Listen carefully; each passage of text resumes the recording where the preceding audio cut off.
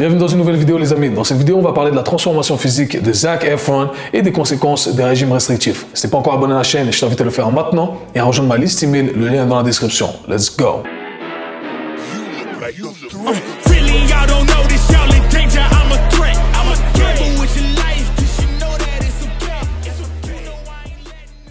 Il y a 2 semaines de cela, Zac Efron, un acteur connu hollywoodien, a fait une interview pour le magazine Men's Health, dans lequel il parle de sa transformation physique pour le film qu'il a fait en 2017, Baywatch. Une transformation physique qui a fait la une de plusieurs magazines, qui a inspiré plusieurs personnes à entamer des transformations physiques, bien entendu. Et dans cette interview, il explique à quel point cette transformation physique a été dévastatrice.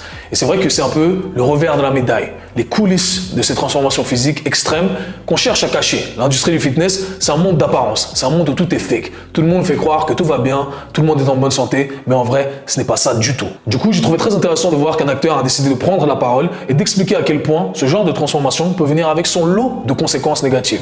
Et on va essayer de commenter tout ça. Dans l'interview, à un moment, Zac Efron explique que ce look, au final, ce n'est pas quelque chose qui est atteignable pour la plupart des gens, selon lui. Il dit la chose suivante.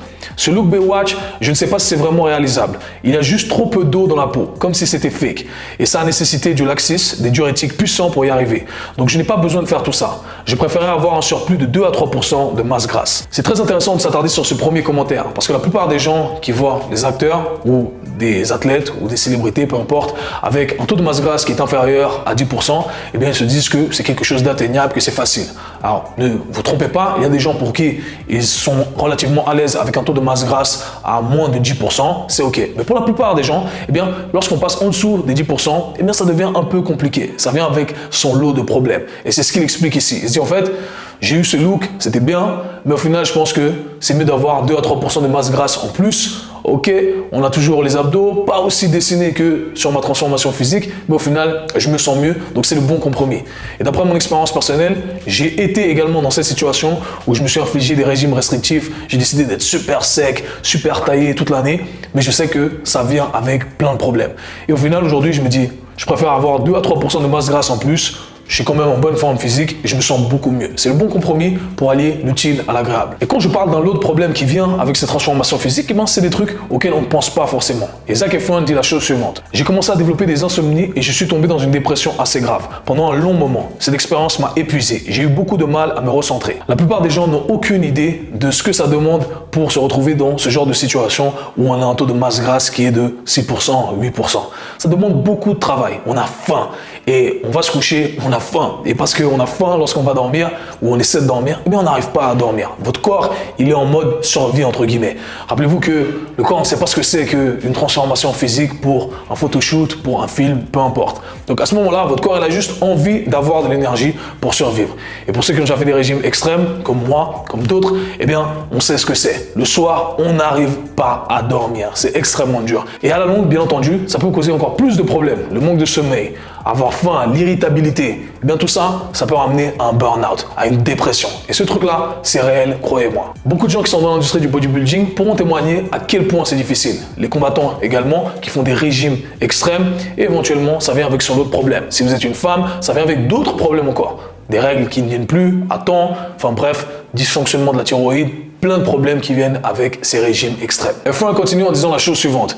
Efron dit qu'il ne veut pas donner l'impression de se plaindre, mais qu'il s'ouvre maintenant parce qu'il veut que les personnes qui essaient d'obtenir le corps de Baywatch sachent à quel point le processus a été dévastateur pour lui et combien de temps les effets néfastes de son entraînement ont duré. Donc voilà les amis, très intéressant d'avoir les retours d'une célébrité hollywoodienne qui a décidé de s'ouvrir à son public et d'expliquer à quel point, eh bien, il y a des effets néfastes. Parce que malheureusement, on n'en parle pas assez. Alors la question que vous voulez vous poser, c'est ok, j'ai envie d'avoir une transformation physique, j'ai envie d'avoir un certain look, mais quel prix je suis prêt à payer? Est-ce que je suis prêt à ne pas dormir, à passer par une éventuelle dépression, à faire des diètes yo-yo, des rebonds, etc. Bref, c'est pas très intéressant. Alors attention, je suis pas en train de vous dire qu'il faut pas aller chercher le look. Pas du tout. Je pense qu'on veut avoir un bon look. Je pense que tout le monde devrait aspirer à avoir un meilleur look, travailler sur son physique. C'est très important pour plusieurs aspects.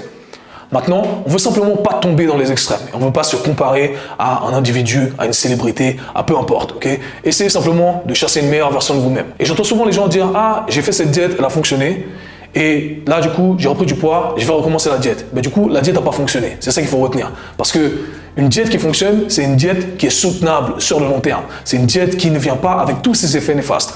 Donc, ce que vous voulez trouver, encore une fois, c'est le bon compromis dans votre alimentation et dans vos entraînements. Je m'entraîne régulièrement, je crée ces adaptations structurelles et j'ai un régime qui me correspond, avec lequel je ne développe pas de frustration et qui me permet d'atteindre mon objectif, que ce soit la perte de poids, la maintenance ou la prise de muscle. Donc voilà les amis, c'était tout pour cette vidéo rapide, en espérant que ça pourra en inspirer plus d'un. Et ça fait toujours du bien de savoir qu'on n'est pas seul dans ce genre de transformation physique. Nous, on se voit, /parle très bientôt. Peace!